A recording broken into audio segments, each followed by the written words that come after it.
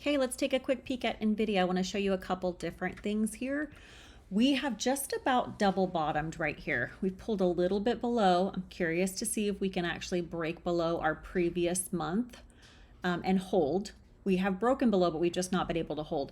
The other thing I want you to just look at is this looks like a descending triangle, but when you go backwards and you click this E, it shows you the last earnings we had.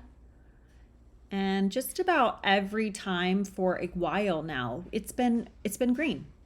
So we have earnings end of the month for NVIDIA. It is on August 28th, I believe. Yes, Wednesday, August 28th. So I'm not totally surprised we're getting this pull down. I've been talking about this for a while now. We've been shooting for that 100 area. We just tapped 106 this week. So we've definitely pushed down into that area. We have a gap filled still below us to fill, and I have slowly added leaps.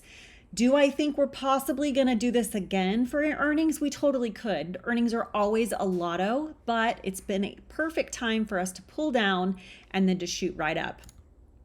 When you're looking at the weekly, we've been just kind of sitting inside this flag, and this is looking, the more we kind of come through it, it's looking a lot like a bull flag to me. I've been talking about that 130 area for a while. We need to break back above 130 in order to get some more upside. So under 130, we're bearish. Over 130, we're bullish. If we were to break below outside of this flag, it looks like a channel, it looks like a flag, right?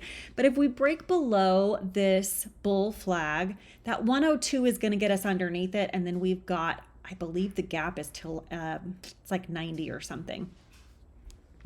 So in here is definitely gonna be a sweet spot to pick up some more leaps, but that's the areas that I'm watching for right now. And then on the daily, if you take a look on the daily, we've really been holding this downtrend very nicely. We have pulled back up and tested the trend line, pulled back down, we're pulling back up again.